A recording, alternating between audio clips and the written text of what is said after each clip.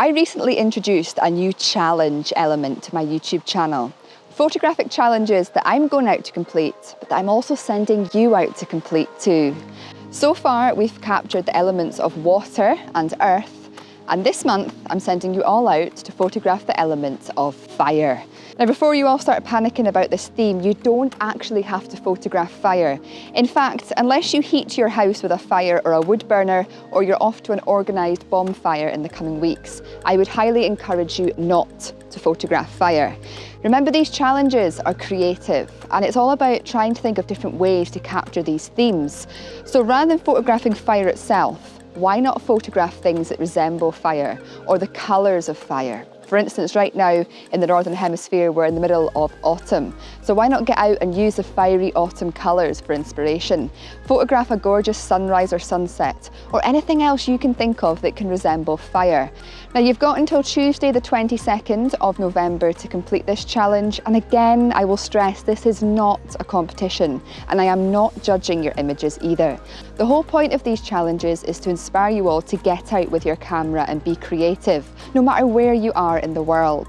And all the images that I choose for next month's roundup video, they're purely chosen to try and inspire you to think about the world and photography and creativity in new ways. So all this challenge really is a personal challenge to get you out and about.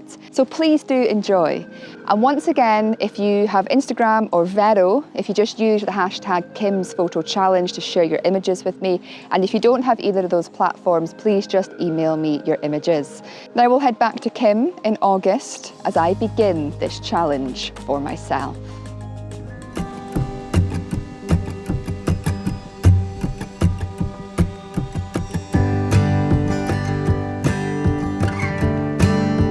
So as I was saying, the theme of fire doesn't have to incorporate actual fire itself. It can be anything that relates to fire. And this evening I've come out to this woodland here, which was burnt down 3 or 4 years ago by a fire.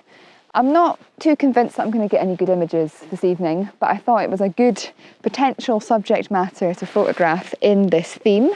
And it's a challenge after all, so this is going to be a challenge. I'm just going to go and explore it and see what I can capture. It's just to show you really the diversity of potential subject matters you can photograph in these subjects and elements. And I think probably last month with earth we kind of saw there was a lot of diversity in earth.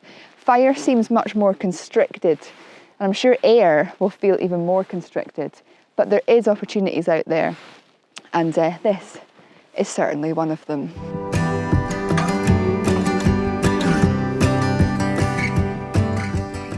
Well, I've literally just come into the woodland. Literally, it was like 30 seconds ago that I last spoke to you. And I've already found a potential photo opportunity. Here on this burnt tree trunk, we've got these beautiful shapes. I'm saying they're beautiful, obviously, it's quite devastating what happened here.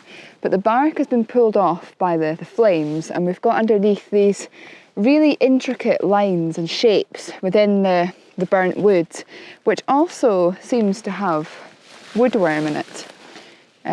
But yeah, some of these shapes are really, really beautiful. So I'm going to get out my camera and just see if I can capture something with this. A very abstract shot and something very different. Who thought this would come under the theme of fire? But it does.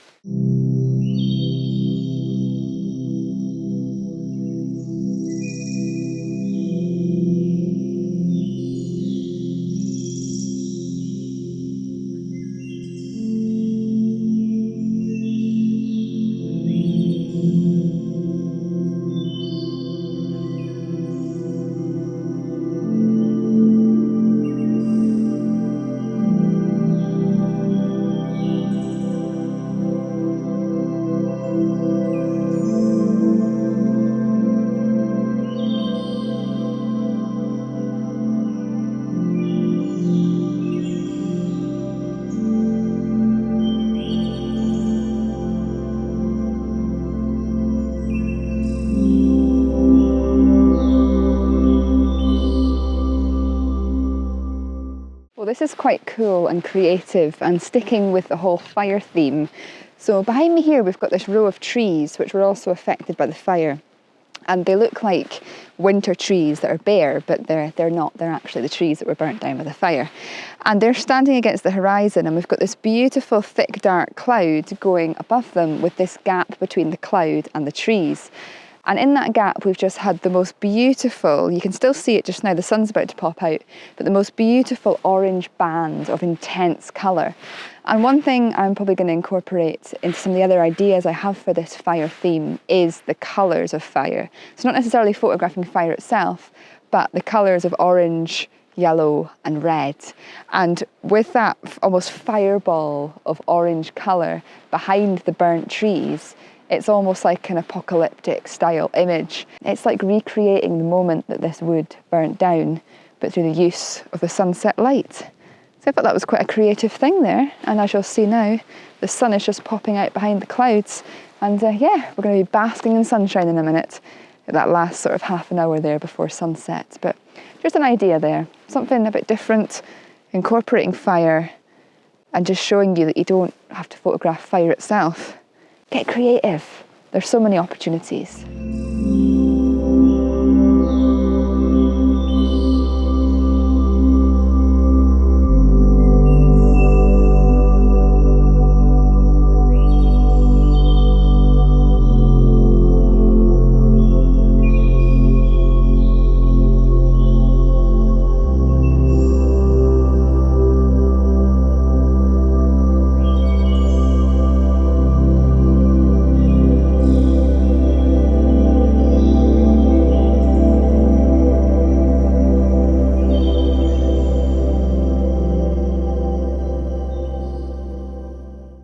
So I'm about to talk to you about an image that I actually took about 20 minutes ago, but there was no light in this woodland. It was very dark and dreary and it wasn't very good for filming.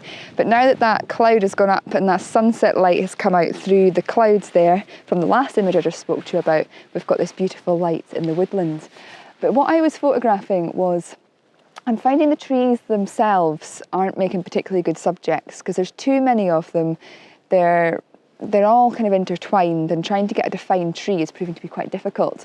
But one thing I've noticed is there's a lot of fungi growing on these dead trees, and by zooming in to some of the fungi, I've been able to get some interesting abstract shots of these tiny little white fungi just growing up the crevices of the burnt bark here. And it's just creating something a little bit different. It's not that clear what this is without explaining it. Very nice and abstract. Probably will look very good in black and white. I may convert it to black and white and see if that increases the impact and the abstract nature of it. But I think I'm just finding it fascinating just walking through this woodland. It's somewhere that I would never ever have thought about going to do photography, ever. But you know, this kind of theme and this element is making me think outside of the box.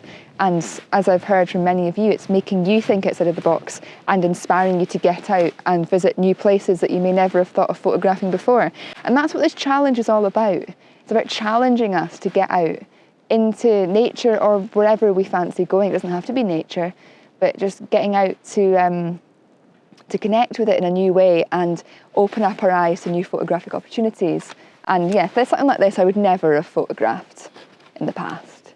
But you've got to think outside the box to get the images. And I'm glad that I've managed to get some shots in this woodland, because when I arrived I wasn't convinced. But it's actually been quite rewarding in the end, which is so beautiful. It just shows you can get images anywhere, literally anywhere.